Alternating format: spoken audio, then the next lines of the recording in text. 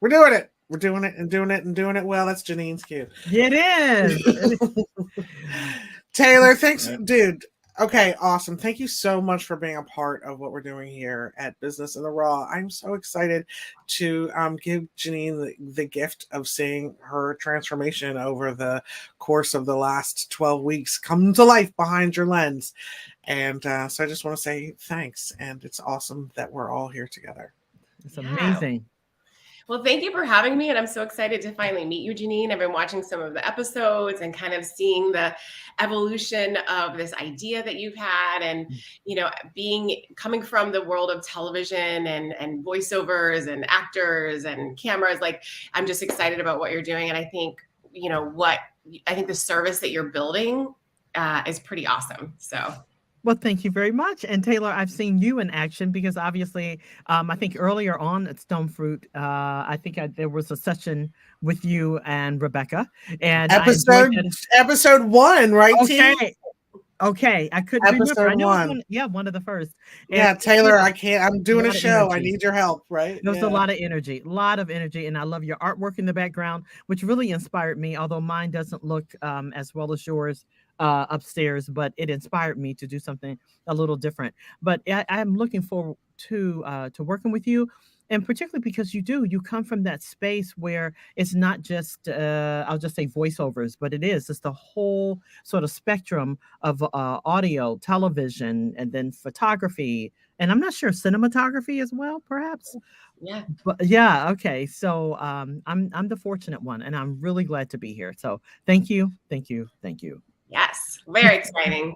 And it's cool to do a lot of photography anymore. So this is perfect. Oh, yeah, Taylor, I think it would be awesome to just give your little 30-second, let Janine know all the things you're doing with your your documentary style television. Give her a little TLDR on the Taylor Kampia magic. Not to put you on the spot, but I think it would be helpful for her to understand your true vibe and your true POV. Sure. So, where do I even start? I'm somebody who has had a lot of different jobs. Definitely came into the world of like television and photography and videography very intentionally, but I took a very navigated route to get there. I started out, actually working in sales and marketing, working for everything from retail stores, day spas, doing business to business marketing and sales. So really kind of got an understanding and foundation for storytelling almost, and sort of like how brands operate and how marketing works and things like that. But I always had this drive to work in television and create content of my own. And in my late 20s, I just had an opportunity to become an intern again and kind of start my life over. Wow. And it took a huge pivot, which is something that I know that you know about right now. Mm. And so, I completely pivoted my career. I interned for a year for a local production company, and was able to find success developing and creating and selling television shows for networks like Discovery Channel and National Geographic and History Channel, which is basically like my dream job that I didn't even know existed. Like when I was dreaming of jobs, I was like, this is a job. This is great. But, again, I'm just somebody who's constantly pivoting and reinventing myself. And, I was finding that the content that we were working on and creating for networks just wasn't aligning with my personal values and where my interests were anymore. And so I, with a coworker of mine, we actually started Make a Scene Media back in 2019. And our focus has been really in helping small businesses, nonprofit organizations, government agencies, basically, people on the forefront of change, or who are working within the community, or who are trying to just make a difference in the world. We want to support those missions and support those people. And so we create video content, in the form of, public service announcements or product or service offerings or brand videos, who we are, what are we about, event videos, things like that. So we'd been kind of doing all of that work. And then of course, 2020 happened, the pandemic, and everything kind of shifted. And I, was having a little, much like a lot of other people in the world, was having a little bit of mental health. What am I going to do? What's my life going to be like right wow. And photography was the thing that kind of saved me during that. Wow. I found that picking up my camera, which I pretty much just used for family photos, things like that, was my lifeline. I would take the camera, I would go outside, I would go for a walk. I would find the most beautiful thing that I could find in nature and take a picture of it for an hour. There was just something really pure about that, and just the idea of capturing moments in time that otherwise would be fleeting. And I just loved that. It was powerful. That actually felt powerful to me. Like I was reclaiming some power that had been taken away by the conditions of COVID. And then just started doing more photography and just loved it, and started putting more people in front of the lens, and just found that it was another way to tell stories. I'd really focused on the sort of television storytelling or short form storytelling, but here is visual storytelling in a whole new way. And so I, love working with individuals, especially who have gone through a transformation, who have, who are kind of on the cusp of something new and want to memorialize and capture that moment and that feeling. And also like introduce this new person, this metamorphosis to the world. I love being a part of that moment and helping people to see that within themselves, like capturing that and then showing them the back of the camera, and they're just like, yes, that's what I feel inside, like that's the greatest moment for me. So. Well, you knew this was going to be a good fit, Janine. Yeah, absolutely. And, just your journey, and particularly during the pandemic phase of our lives. I just find that absolutely amazing that you chose to pick up the camera again and to take, images of, if it's nature or whatever it is, but to capture the moment. Because I think a lot of us were seeking, to do that in some way, to, historically make some kind of historical imprint, because it was a one of a kind, and the fact that you chose, the camera, and then now I get to benefit from that experience that was really difficult for a lot of us, but because of that, here you are, and here we are, and going through a metamorphosis, if you will. That's how I feel. So I'm glad that here we are, together, hand in hand, doing something new, doing something really cool, and making a difference in many ways. So, thank you for saying yes to Rebecca. Of course, and I would love to hear from you. I mean, just a little, I've heard, definitely heard all, your backstory and sort of the why behind all this, but I'd love to hear from you as well, and just where you're at now and what you're trying to show.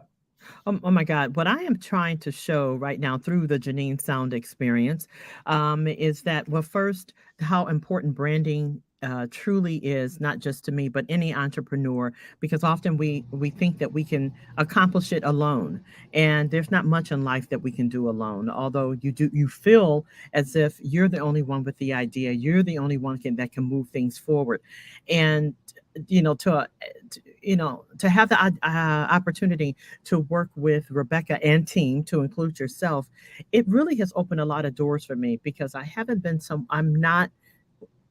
not been someone who reaches out and says, hey, so I'm that person that I just described, not necessarily reaching out. I'm accustomed to, I've, worked for the federal government for 21 years, also worked in PR, large nonprofits, but there's always been a team there. And I realized that now that's what I've been missing over the course of the last at least year and a half, somewhat isolating myself because of some other personal issues that I'd gone through and still going through. And, just trying to figure things out. Sometimes it does help to have a team to help you start to, just tapping away at who I really am. Because for so long I've been a part of, again, these teams, but you have that opportunity to hide in a way. You're just doing your thing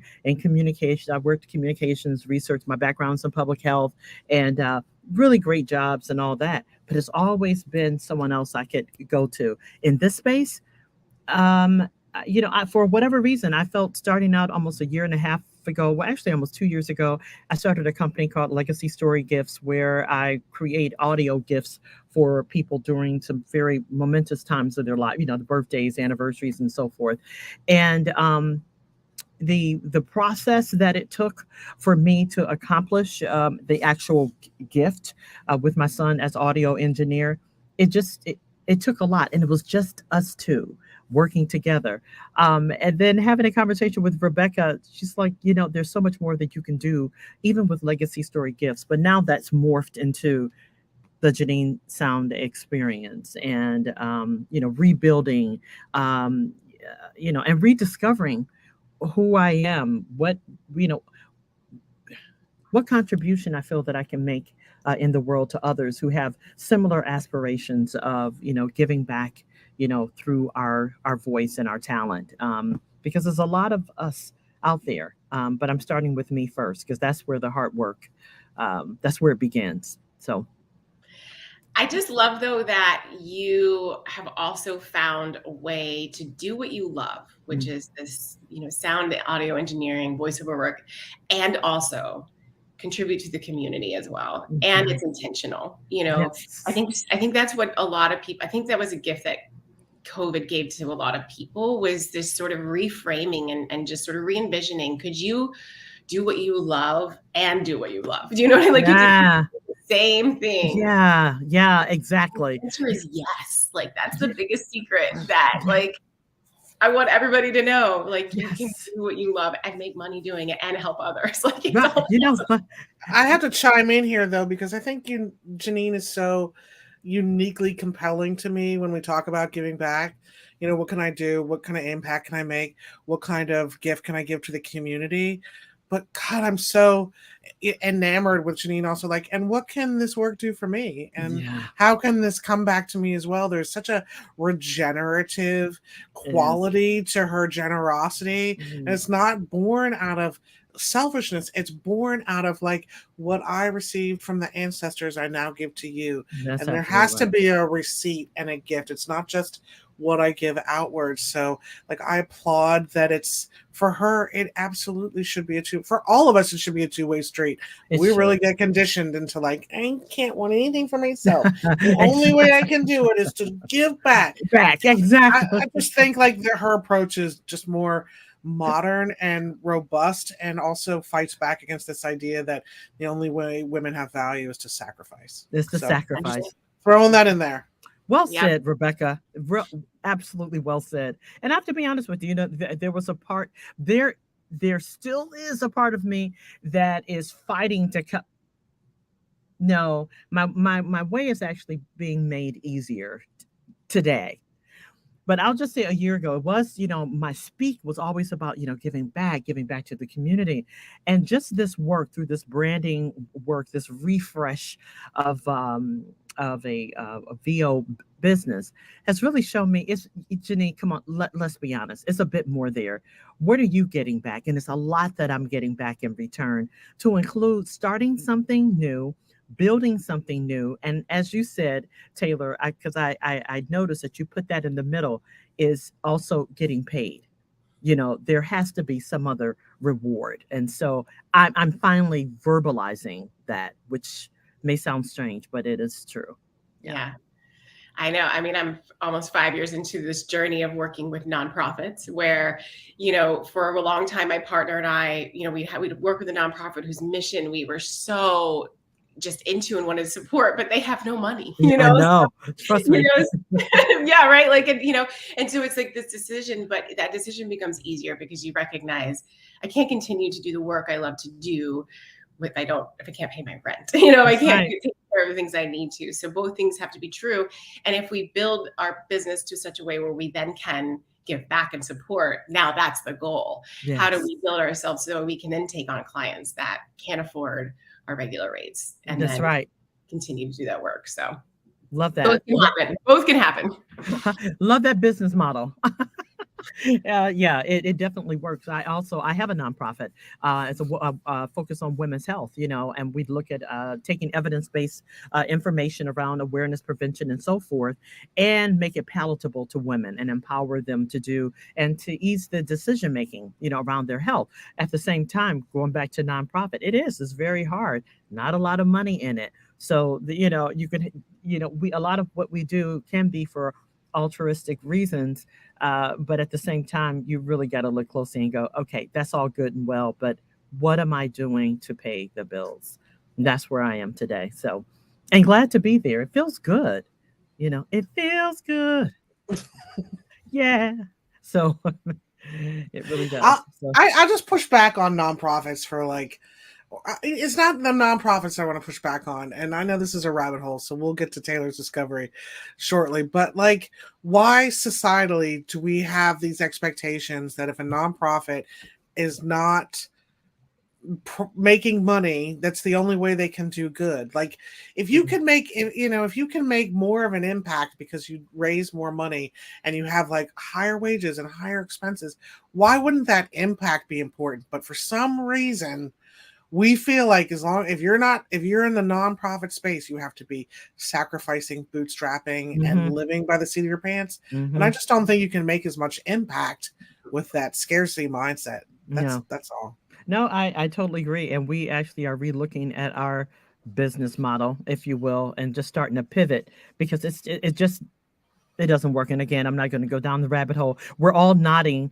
approvingly, or with that understanding that we've been there, touched the work in some way, supported nonprofits. I've worked for them, now have one, and it's a lot of work. And so yeah, you have to change the model.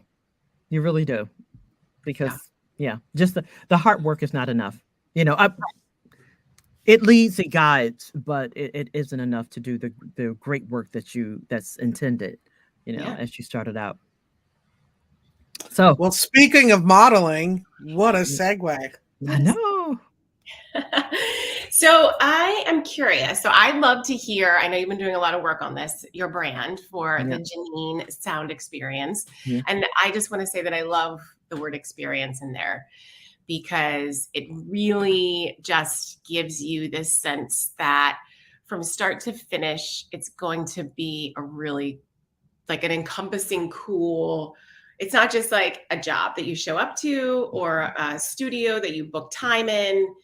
It's a whole brand, and you're kind of wrapped in this family once you walk through the doors or sign up to be a part. That's right. Exactly. And I don't know if there was a question in there, but are you? Oh yeah. So tell me your sort of like, where's your brand at? Like, describe your brand and your style and.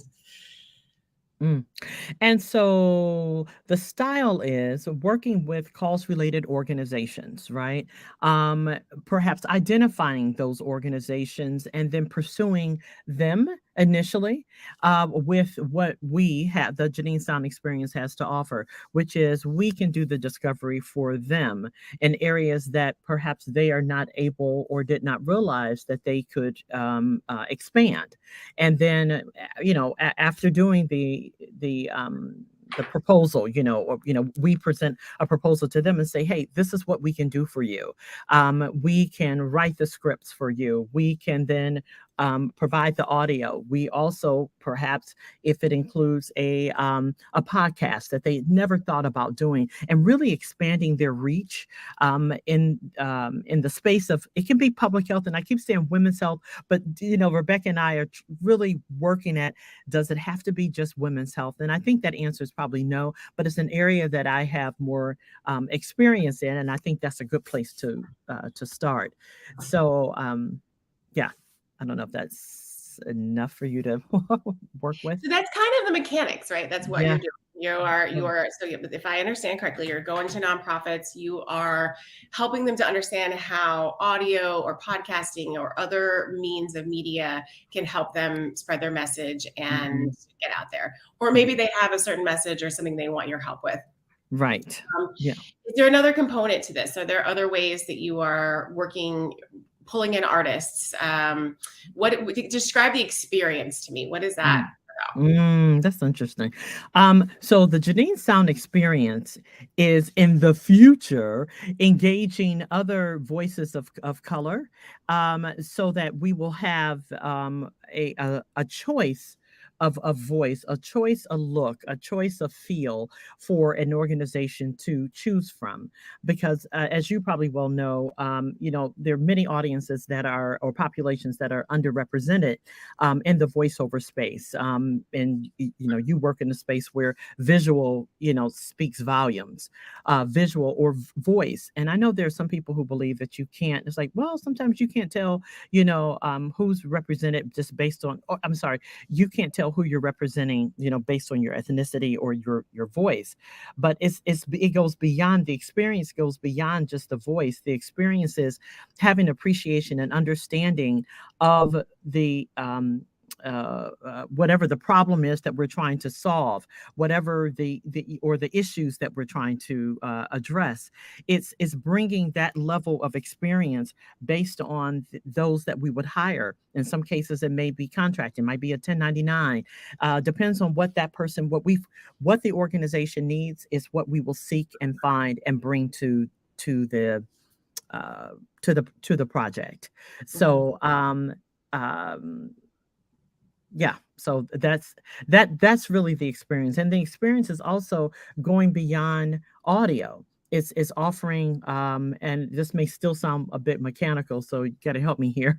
But the experience goes beyond just audio, because it does also include the face of the organization, bringing them in. Perhaps it's in through not just photography, but also through I want to say cinematography. What else do you call it? It's Videography. Yeah, videography. I always get through videography, because often, as you know, with nonprofits, and I don't know if we're just focused on nonprofits, but for the purpose of this conversation, I think it might be helpful that often they stay behind the scenes and are never brought forth, in terms like in living color, and to be able to showcase who they are beyond the script, behind just the PSA. It is actually showcasing who they are through the videography as well. So and these other resources that I'm discussing, they're not just from Janine. That's part of the experience that we bring, which is having the resources available to do just about anything to showcase and to allow that organization to shine. I don't know if that's enough. No, it's great. I would just add, Janine, not to please add. Okay. I would just add that your unique value proposition is really around, we don't just read words on a script. We bring context and compassion to the message you're trying to convey as a whole. And then for Janine specifically, there is this whole life advocacy that comes to for women, that comes to the forefront. So she understands that material and can help with a communication strategy on how to get those messages across. So you're not just hiring her to come, or anyone on her team to come and read a script and give you a recording. There's many ways in which it can be packaged, but really what you're getting is someone who can contextualize the message and be a voice that's recognizable and accessible. And then the other thing I'd add is, like, we really are kind of leaning into the idea of a royal roster of Black and brown voices. So there's just like a regalness and like just a sovereignty feel to it of really, you're going to trust this voice, and for good reason. There's there. So I'll just add that piece. So from my perspective, just from on this side and like having experience in television and voiceover work and all that sort of stuff, I think that last piece of like having this agency and this repository of Black and brown voices and experiences, I think is a very, very needed and very marketable. Thank you. I can think of several networks and like just places where if you posted that you had this available, not only would you have talent running from the woodwork to come work with you, but you would have lots of agencies, production companies, coming to you because I don't know of another service that offers that, but I do know a lot of people who look specifically for that. And I don't know that it's been done. And to me, that's pretty awesome to be able to offer this 360 experience, like you said, not just the messaging and the experience of understanding what they're going through and what they're where they're trying to be and the messaging they're trying to get across. But then again, like you said, having all those tools in your tool belt to help tell those stories, whether it's through personal narrative or voiceover work from scripted, whatever that is. Yes. I think it's really powerful and very marketable. So I think you have a good on your hand.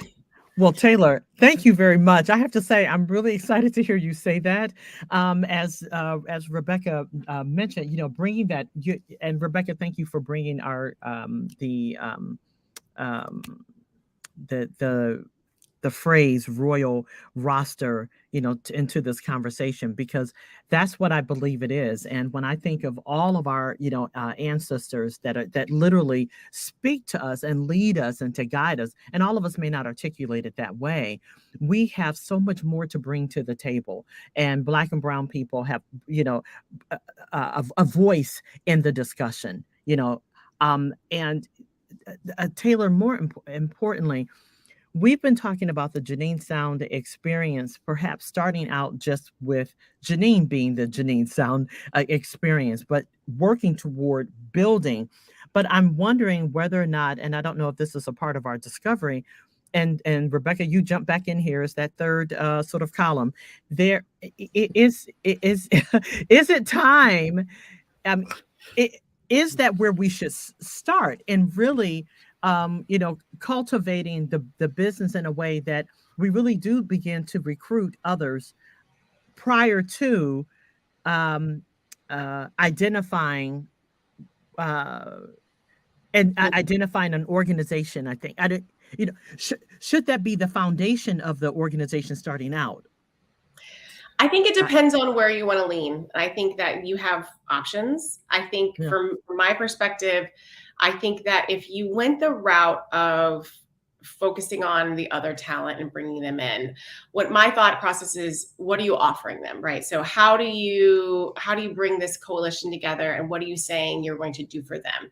So bringing them now feels more like a management position, and that's fine. That could be coaching, and how do you survive in this economy? And there's the gig economy, and how do you get health insurance? Like, there's a lot of sort of that kind of work that could happen. I feel like that would be really supportive of that community.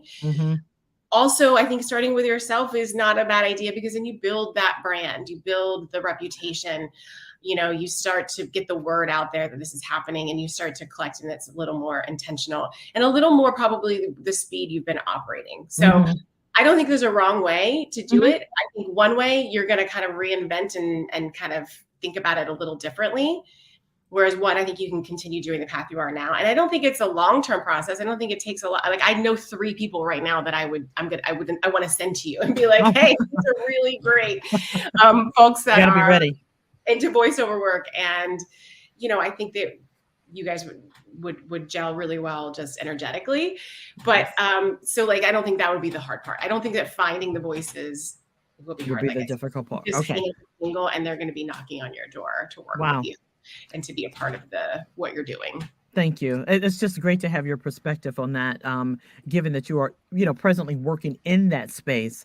And I agree with you. I think starting with the Janine Sound Experience, it's just really important. And we've talked about, there's some critical sort of things right now, even the branding process that I need to see through. There's some other even additional skills that I want to bring to the table before bringing someone else to the table.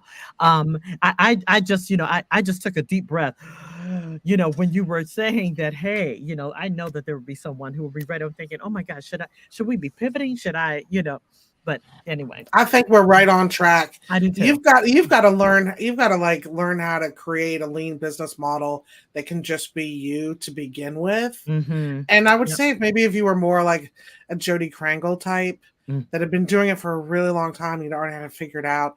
And now was the time to expand your footprint and fill this niche. Fantastic. But I think you need to learn how to be, the voiceover artist for yourself, and then you can extend that grace to other people. And like Taylor said, I don't think it's going to be long for you to do it. Right. No, I don't. I think that you creating your own sound experience, positioning yourself as a subject matter expert, not only for nonprofits and nonprofit communication, but also in creating of the sound. And so doing what Rebecca's doing and repeating her process a little bit of getting out there and staying out there and being consistent and being on LinkedIn every day and putting your voice out there so that people are like, oh yeah, I need that voice. It's so comfortable. She's so smart, or she really breaks down that information for me so well. The idea that I might have is like, what common public health pieces of information might be applicable to a lot of nonprofits? Could you do a series of videos that are free that you put on your LinkedIn that you say, hey, I'm going to do 5 videos over the next 5 weeks about these topics. Feel free to post on your website. Feel free to share. This is information that I've made easy for your public to understand, right? Like how, like the opioid crisis in 5 steps. What does it mean for moms and women? And you give that out and you invite them to share it, because then you become your own, like they're doing the work for you. You've given them free information. Right.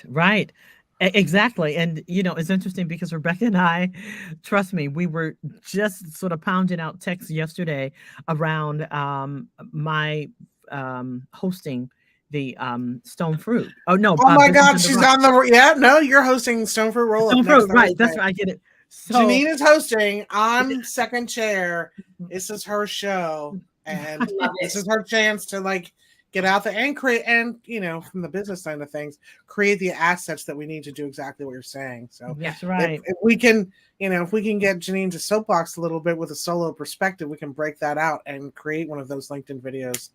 I think it's that, but I think it's also Janine in the voiceover studio, like you're doing now. Of course. And I think it's exactly the thing that you're saying you're offering as well. But I think all of the content is good. The more you put your voice and your face out there, the better you're going to be. And speaking of your face, your lovely, lovely face, and how we get that part out there. This is super fun. So I want to kind of think about now, what is the visual? What is the brand visuals? Like, what is it that, number one, you need images for? And what do you want those images to say? Well, I know that I have been in desperate search for images. Every time Rebecca asks for, like if she's doing a thumbnail, the very first one I submitted, after I saw it on the thumbnail, I was like, oh my goodness. I mean, it was me, but you could tell it was like overexposed and so many other things, but it worked because we were hitting the ground running and it worked fine. But I think just for promotion, that I need, some images that really kind of showcase who I am. I am more of a casual style, although I can be, sort of the dressy, I'll just say Barbie, but I don't mean that to be condescending at all. I can have that same look, I don't know, I'm more casual, hoop earring, t-shirt kind of, t-shirt with a little mock, going on. But I feel like your accessories, every time I've seen you in a video, you have the most amazing accessories. Thank you. Thank you very much. I sort of love basic, but I can also do, I really wanted to ask you, what do you see? Oh, wait, no, I didn't finish answering the question. So I know for promos, I need something. I need, for website, that's forthcoming. We're not at that stage yet. But for the website, showing me in action. And I think as you Rebecca and you were discussing, having that content, in video will be very important, but also some still images of me, in action. And, I think we're still sort of trying to paint that picture of what needs to be conveyed when you think of the Janine Sound Experience and the positioning statement that focuses on uh, Janine, and that focuses on the Janine Sound Experience, because it might be a little, it will be different. It's going to show other faces, textures, and colors, I think. So you said your personal style is more casual, kind of dress up or dress down, as you sort of need, but baseline is sort of casual. But what is your brand? Like, what is your brand always on point? Is it always to the nines? Like, what is it? Is it funky? Is it cool? Is it? It's my brand is earthy. My brand is also organic in some way.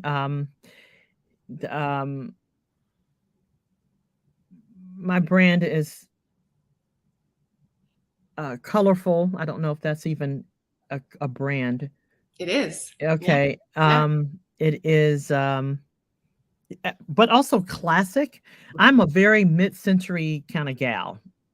And I don't know how you incorporate the whole mid-century with a individual outside of, furniture and so forth. But you probably, I don't know if you know what I mean by that. Yeah. Like even my hair, I often wear it, I'll wear it down. Like right now, I didn't do a darn thing to it really, but often I'll wear my hair, curled under. I love the flip. I love the whole look. I mean, I fell for that girl. I fell for Mary Tyler Moore's what was the name of her show? I think it was the Mary Tyler Moore show. That girl. Yeah. That girl. Yeah, so there was that girl with Marlo Thomas, and then it was Mary Tyler Moore show. That's right. So that's right. That was Marlo Thomas. Janine, who's your style icon? Interesting. I don't know if you know her, but CeCe Winans is a style icon for me. She is a gospel singer, just very classic, as well as Lucille Ball.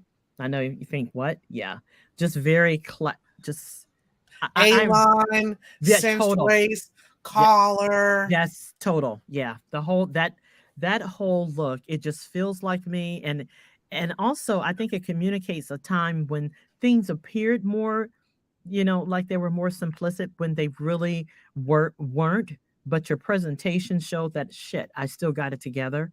There's something about that speaks power to me, and I grew up in this. I grew up really well. People say they grew up. It's not just when you were born, but I grew up in the late '60s and early '70s. So, that plays a huge influence. Very soulful. I mean, sometimes I wear braids, and I think for the next probably almost year, I'll probably not wear braids. It's just how I'm feeling right now, and I kind of flow with that. Yeah, I would tell my kids, I said, I'm a minimalist. They go, Mom, no, you're not. I go, yes, I am. No, you're not. But I love that.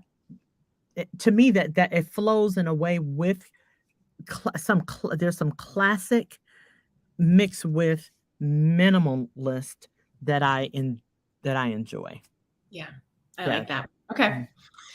I'm a maximalist. That's my style. Yes, you are. You are. Moody maximalism. Moody maximism. I can't pronounce it, but that's me. I'm out. I'm a little bit of. I'm like both. I don't know. Like I have one wall that's like covered, and then I have like other walls. It's just like one photo. Yes. That's funny. I do a little both. So I want to think about, I love all this, and I'm getting some ideas in my mind for, what images that we want to create. Are there colors in your brand? Are there style or font or? We have not done any of that work as yet. Stay tuned for season 2 of Business in the Raw. We haven't done any brand development yet in terms of visuals. Right. So it's a blank slate currently.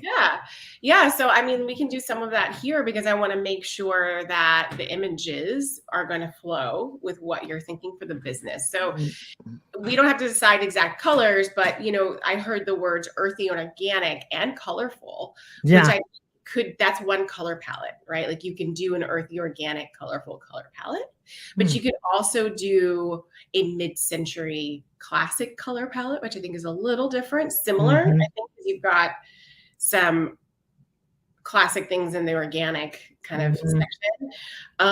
But you also have Lucille Ball, who is so colorful and funky, and like her style, yes, was very classic, but she always had a little like something surprising, you know? Exactly.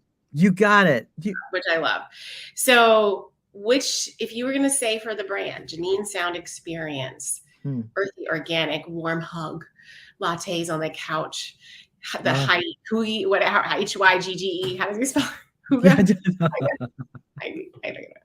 Is it that, you know, or is it a little more streamlined martini cocktail hour, you know, a little more classic? That's interesting.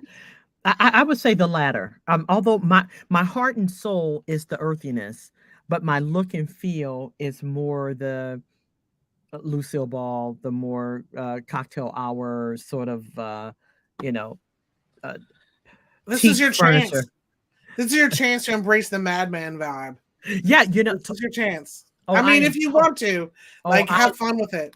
I love the madman vibe. It speaks volumes, and a lot has to do about the time, that timeline, what was going on, and what you really knew was happening in households, but yet your presentation, because my presentation is important, but the earthiness is what I would bring just through conversation and interaction and interpersonally. So yeah. Christina Hendricks is my style icon. She's my everything. I even have one of those pens. Oh, you do? That's on the chain. A friend of mine got me. We use that in your shoots. We sure did. You're absolutely right. There's a bunch of pictures of her using the pen because I was like, "You're a writer. What do we use for like?" You know what? You're right. Yeah, I've seen some of your images. I don't know if you like, or yeah. But I think I've described it. I see, even though we haven't talked about brands and colors, but I see like almost green, black, and white, pink, black, and white, or gray, black, and white. That's how I feel. Love it. Yeah. So what I love to do for these types of shoots, where, you know, we have a lot of photos where we want to kind of accomplish, right? Because I think you've got several things that for visuals that will really help you as you move forward. I think we have one, obviously a nice, clean, beautiful headshot profile picture that you can use to put on marketing, your sort of like LinkedIn profile, you know, just sort of just focus on your face and really not much else. But then we have we can create other marketing images specifically for marketing our website. And what I like to do with that, I like to do images so that there's like a lot of leading space. There'll be, you know, negative space in the imagery. So like you'll be on one side of the frame, and then there'll be like all this space over here with something kind of maybe interesting in the background, but not too much, because then you can put text over that space. You can put your logo over that space. You can put it as your LinkedIn banner, but have, you know, all this other text coming in. And so you're just sort of at the side coming in, and you have all this other stuff. So I like to do a variety of different, you know, backdrops and images. And the way to do that in a sort of economical way, because we don't want to do 5 different days of shooting, that would be great. But, you know, so I like to choose a really interesting location. So one thing I've been doing lately is finding either like a hotel or an Airbnb, or there's all these other interesting, cool studio spaces that you can rent for pretty low cost. And then some of the places like hotel lobbies, you just show up and just take pictures and you to leave. But so that's what I'm thinking about now is, where is the backdrop? What's a location that we can get where we can kind of move around into different spots, and it's going to give us, you know, it's going to be decorated. The aesthetic will be pretty what we're looking for. Yeah. And then we just kind of fill it in, and maybe we do 2 or 3 outfit changes. And then you have a variety of things that you can use for all sorts of materials, you know, for a very long time.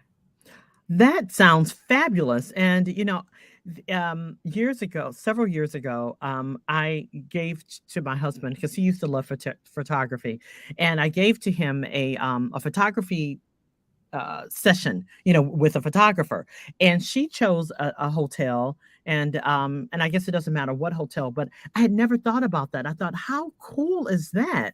You have, the real cool chairs and or backdrops and whatever, and you're not paying for anything, but yet you're being surrounded by all of these different backgrounds. So I thought that was really really cool, and he loved it.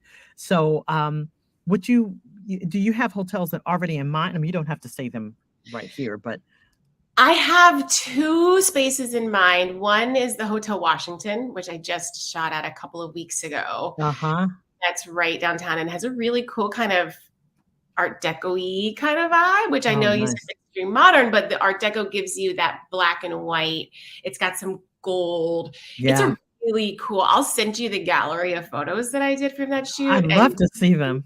And it's what I liked about it, it was a lot of variety. Like there was like really beautiful windows with just some plants that you could be anywhere, right? Oh, There's like the bar where it's like you can see, but it's got great lines. There's like the lobby area. So there's lots of different places there. Sounds fun. And of course, we could there's a studio space in Baltimore that I'm thinking about. My good friends run, and it's a very neutral color palette. It's got sort of those rich, warmer colors, but it's got a lot of variety there. There's like a grand piano, everything from like a grand piano to really cool, almost warehouse looking windows. So you can kind of get like both things in one. I can send you the link for that. Okay. And then let's just think about some more spaces. And you've lived here for a while too. So think about, where have you been that you've been like, this is so awesome? The Line. You been there yet? The Line Hotel? No. Yeah. Where is it in DC? Where is it? In DC, like Upper Adams Morgan, I would say. That the Line is really some phenomenal things. I will let y'all continue with your discussion, and I might be able to pull up a picture or two. Yeah, definitely. So, I would say that would give us the bulk of our things. The only thing that I think it wouldn't give us that I have in my mind is just the image, the classic image that you have right now, which is in the sound booth with the headphones. Right. Like listening vibe, I'm here with a microphone. I'm trying to think how we could sort of capture. I mean, we could even, there's production companies and recording studios that are really, that are really beautifully designed. Oh, that would be, yeah. So if there was one near a hotel that we liked, we could do both. That exactly. We can look into that. Recording studios. I'll just say in DC. It seems like maybe in DC and then the Hotel Washington, and we'll look at the I guess the Line that might in terms of just radius, or travel, logistically, I should say. Yeah, logistically. Yeah, that would be. This is. But then there's nothing stopping us either from running outside and getting a shot with like the monument in the back.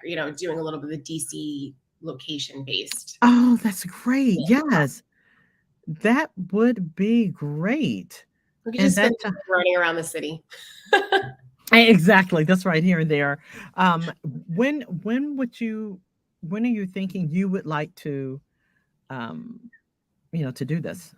I mean, I think it depends on what your timetable is. I mean, for me, ideally closer to the end of the month would be good. That's great. I have a lot of shoots in the next few weeks, but yeah, so probably closer to the end of the month would be great. Okay. That certainly works for me. And Rebecca, I don't know if there's other, as we're moving forward, I can't remember if like LinkedIn, if we're going to be doing any work in that space. We are. We're going to get your assets going. We're going to get your assets. I knew you were going to repeat that. We are. So that's definitely that application. Okay. I'm just tuned for season 2 of Business on the Raw. Well, that's great. I was just wondering whether or not the timing that we're discussing, does that fall in line with where the direction that we're going. Yeah, I think whenever you schedule it, you schedule it. Okay. The world is our oyster, Janine. It is And indeed. Taylor. Am I getting ahead of things? I mean, Taylor, the discussion around like my brand and colors, I don't know if I'm getting ahead of, as Rebecca mentioned, we haven't talked about branding. Is it, are we premature in talking about, color, look, and feel? I don't think you're premature. I Okay. mean, I'm sure for Taylor, she's used to having people and kind of come to the table with that already. But why not just kind of co-create as we go along? It might influence how you think about it. Just hasn't happened, but that doesn't hold us back. Get another photo shoot later. Exactly. That's what I was going to say. Like, there's Oh, another shoot that you can do where right now I think we focus on your assets, just like your basic visuals, like your okay. headshot. Like Yes. number one, you need a headshot and you need a Yes. couple versions of that. Thank you. So I think we're focusing on that. And I think it's okay if we lean more into your personal style than the brand style for this. And then Okay. you're not going to go wrong. You're never going to be like, I hate these photos because they're not me. Let's make it feel like you. And who knows what that will inspire once you see them. You could be like, I love these photos of me, but this doesn't feel like the brand. This feels like, or this is it. This is the brand. This is it. These colors. This is it. You might be really surprised. I think I will be, and I think we're getting close because there was something about your question, and it felt so natural for me to respond, or my response felt just very natural, because it really is who I am. I used to wear, I don't care what kind of earrings, I would wear a set of pearls. I mean, with everything, almost everything, jeans, whatever, and for years, and I still do. But, I mean, I'm from the South, so that doesn't surprise me. That's okay. That's very common down there. Okay, it is.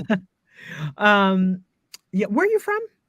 I'm originally from North Carolina. So, you are. I was born in Charleston. I spent all my summers there, but my dad's lived in Charleston, and my mom lived in North Carolina. And then I went to AU in '99, and I have been here ever since. Really? Okay. Because we haven't talked about that. Very interesting. Oh. Okay. Now I have pictures that are from the line, but I couldn't get them easily because it's been a couple summers. But I thought I would bring up their website and just kind of give you a little sense of the line. Did you shoot there? I stayed here when Tony had his floors redone. Got it. I love it. So we stayed in a room like that. I mean, it's just there's so much. Oh my gosh. Let's get out of the rooms here though and see if we can get you to the rest of the hotel. Full gallery. That's what we need, a full gallery. There we go. Oh, it's beautiful. I love this style already. Yeah, it almost feels like an art quirky. Deco, but it's not. Yeah. There's so much to look around in there. Eric Bruner Yang has a restaurant in there called Brothers and Sisters, which is very cool. Palladium window. Mm-hmm. Oh my gosh. That window is gorgeous. Yeah. So it's just something to think about. I've never heard of this hotel. I'll have to visit. But I love boutique hotels. I love boutique hotels. Me too. They offer a lot of uniqueness that you definitely don't find. And even with, as you mentioned, the restaurant, the menu selection is usually just off the chain, not. Yeah, it's totally different. It's not your everyday. I think it's such a ballsy choice to put like a very niche Asian restaurant inside the line with a very like niche kind of rogue chef, because it's not something that every family can just come down and have breakfast. I mean, kids will be like, whoa, like, whoa. So it takes a lot of guts, I think, to put a restaurant like that inside a boutique hotel. But I love boutique hotels. So I had a chance to stay there, and this came to mind almost immediately because there are a lot of different spaces, and it is, right in DC. So something to think about. So let's do this. I'll think about some other spaces. I will email you just a list, and I want you to sort of look at them and just go with your gut. What feels like you? Okay. What feels like when you walk in the doors of that space, or when you can be present in that space will make you feel just Oh, radiant. wow. What's giving you that vibe just from those images already? Because that's the energy that I want you to walk in with, right? And okay. embody and do some, I don't know if you meditate and have, I do. I pray. this, Yep. but I always recommend, the night before, the morning of the shoots, to really picture the person that you want to show to the world. Like this person that's inside, that's just dying to come out. I want you to like manifest it in your like meditation and even leading up to it. Just put yourself in, imagine the images that you want to create. And I promise you, you will create those images. Wow. Just thinking about that, and that as an experience in and of itself, the preparation, the mental preparation, the visual preparation, the pre-visual, if you will, just seeing myself in that space. Never thought about that. And that evokes some emotion. It really does. Thank you. I appreciate you sharing that, because it's a fun experiment. And I even had a photographer. I did a session once with an amazing photographer, and she had me do a Pinterest board ahead of time that with the so I imagined the archetype that I wanted to sort of embody for this photo shoot. Yeah. And I just put in like, illustrations and photographs and other just sort of art of that archetype. And that helped me to sort of embody that in that moment. And it was really cool. So however, this comes to you to help to bring it to life, I hope that you can lean into that. Oh, I will. I'll spend some time. I'll review everything and get back with you. So next steps, I will give you the links to the photos. I'd love for you to start thinking about outfits. Once we pick the location, start thinking of some outfits. I would say pick 3 or 4. And then if you want, send me pictures. Or we can jump on a Zoom if you're like, I need help. Jump on your closet, and we will literally pick things from your closet and we'll go through. That would be great. Yeah. Yes. I've done that before. Okay. That's great. I definitely will send pictures, and I know I probably will have some, this, that, whatever. So I have some favorites, but I don't even know if I'm really looking just to go toward favorites. I don't know. So we'll see. My advice is always whatever makes you feel the most comfortable is what's going to make you look the most comfortable. So it's, it is that, if you feel amazing, comfort, of course, has many different meanings when we're talking about beauty, right? Exactly. It totally does. It totally does. And because I have to think about shoes, because will they be? Oh, but headshots. But mostly headshots. I think that you bring a pair of shoes that make you feel badass and amazing. Okay. I think you also bring that are comfortable, because for the most part, we won't see your feet. Okay. What I'll do is I'll send you the whole gallery of images that I created for this woman out of the shoot we did at the Hotel Washington. Yes. And you'll see the variety. It's mostly waist up or chest up, but there are a couple where she's wearing amazing shoes, and we're like, we gotta put the shoes in this, or she's got on a mini dress, and I'm like, we gotta get these legs. Wow. Yes. So the outfit will inspire the poses and all of that stuff. So again, bring what you want. Bring what makes you feel alive and amazing and helps you just embody all those things that you want to show to the world. Yes, yes. Gosh, Taylor, you send me. I really appreciate this conversation, and I don't know, a lot of the background that goes into, a lot of the work rather that goes into the photo shoot. Never really thought about it because I've never had a photo shoot. So I'm looking forward to it. I'm looking forward to working with you. So that's actually what the biggest driver there. So thank you. I really am. Thank you for saying that. I never had a photo shoot either until the pandemic, and another photographer, I loved her work and I wanted to work with her. And that was the first time I ever had a real photo shoot. Wow. Thank you. Thanks for sharing that. Yeah. So, this feeling, it's very special, and I will do everything necessary to prepare and showing up. So I'm excited to work with you. This is going to be a really fun shoot. It is. We're going to have a lot of fun. And I hope, Rebecca, are you going to come to this? Are you going to come hang out with us for a day? I mean, I'm just saying, I'm happy to come and be a part of it. I love it but y'all don't need me to move forward.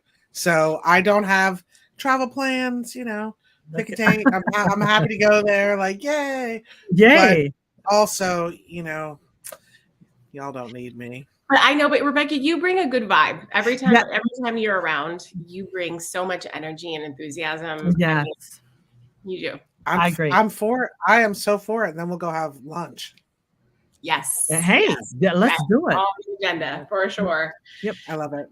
Cool. I love it. Okay. We've made some plans then. Yes, we have. And dates, you decide. You may share dates with me, Taylor, because you have other things going on that probably take a little bit more time than what I have on my schedule. So just let me know, and then we'll work it out. Yep. I'm extremely open the last 2 weeks of August. I mean, I can make something happen no matter what, but I've blocked the last 2 weeks of August. I'm very open. Perfect. Same here, actually. I didn't block it. It just so happens to be. I have some other trainings and stuff, but that's it. Yay. Yes. Yay. Thank you, Taylor. Thank you for your time. Thank you for your energy. Thank you for your experiences that now you're going to pour into this project, and for your relationship and your with Rebecca, because I'm benefiting from it all. So I thank you. Yeah. Thank you for trusting me with this. I think there's a lot of trust that you're putting into me, and I know that it comes from Rebecca. So I want to thank you, Rebecca, for making the introduction and for just, recognizing that this is going to be a really good fit. And both of you for trusting me with this, because this, as a business owner myself, I know how much the business can feel like another appendage or a child. and how that looks to the world is really important. And so thank you for that trust. Thank you. I say you're welcome. And thank you to both of you for being open to the thing. I there was no doubt in my mind, Taylor, we needed to cap off that your photographs would be the crown jewel of the season. Yes, and that's there was no one else. Yeah.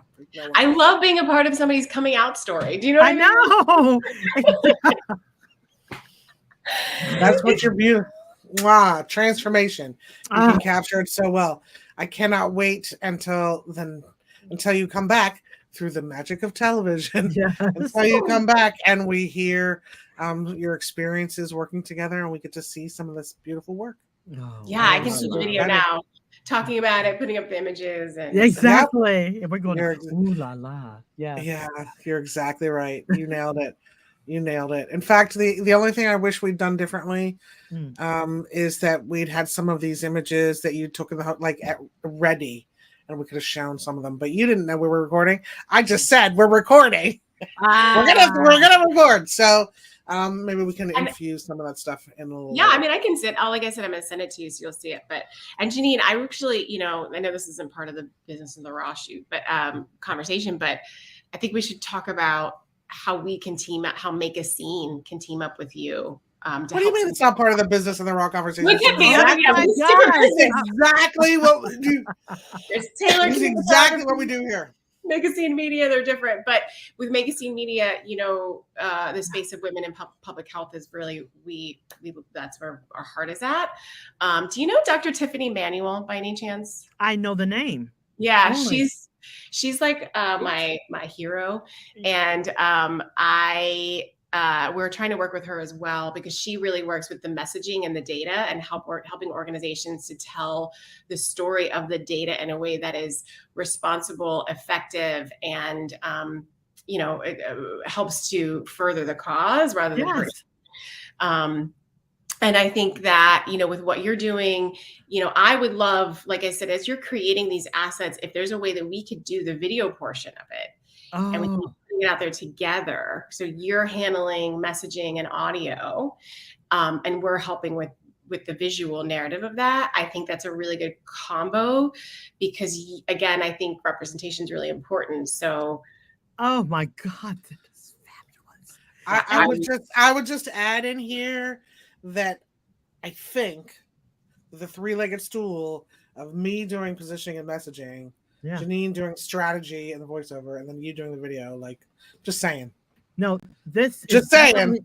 this is business in the raw. It totally is. We are on the half shell today, bitches. That's the truth. Awesome. And I will I will make sure I'll look at Dr. Tiffany's if she's on LinkedIn, Dr. Tiffany Yes. Manuel, right? Yep, Dr. Tiffany Manuel. She wrote a book called The Case Made, Okay. and I think that's the name of her nonprofit as well. I have it right here because I reference it all the time. Oh my God. But she's amazing. I'm going to check her out. She's like, I was reading her bio and it was like, she's like 5 degrees, you know, like from different organizations. She's just like, oh my God. Yeah, so she's a social scientist, and I really like the way that she handles messaging because, again, working with nonprofits, especially some of the more established ones, they have a way that they communicate to their people that is harmful in some ways, and it is. And that's why the context matters. That Janine understands the material and brings that to the table. Oh my God! You can't, there's that Jude Charles quote. You can pretend to care, but you can't pretend to show up. Like, you can't pretend that she has her receipts already. I'm just saying. That's what I'm saying. Wow. And we don't have that experience. We have the heart and the drive and the why. And I study this book and read it for every project that we do to make sure that the messaging is aligned.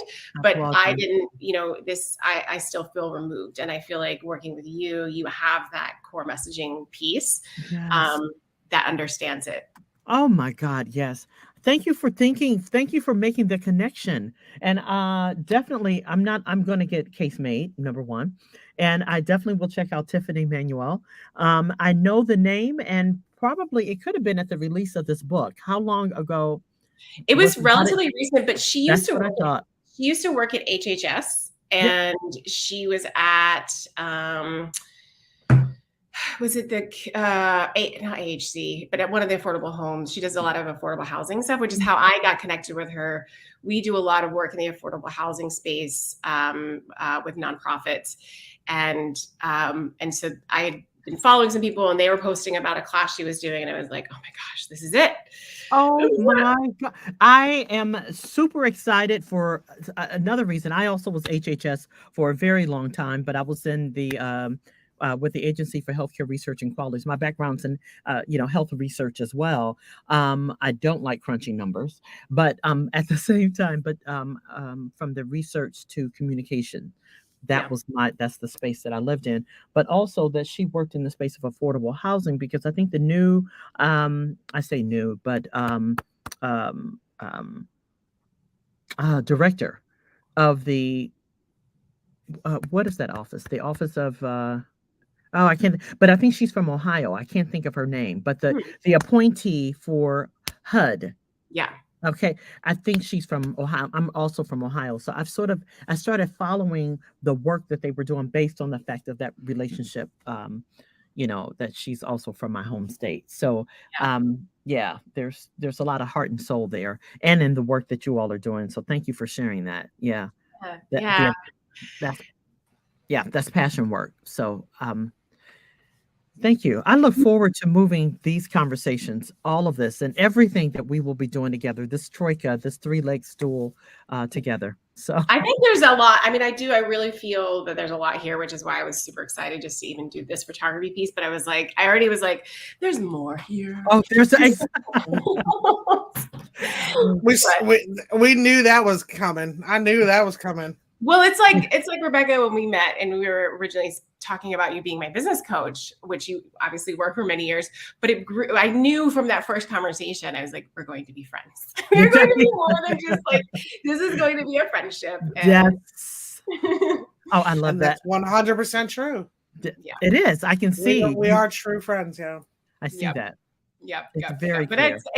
that's how, I mean, that's the beauty, I think, of the community of entrepreneurs. And I agree.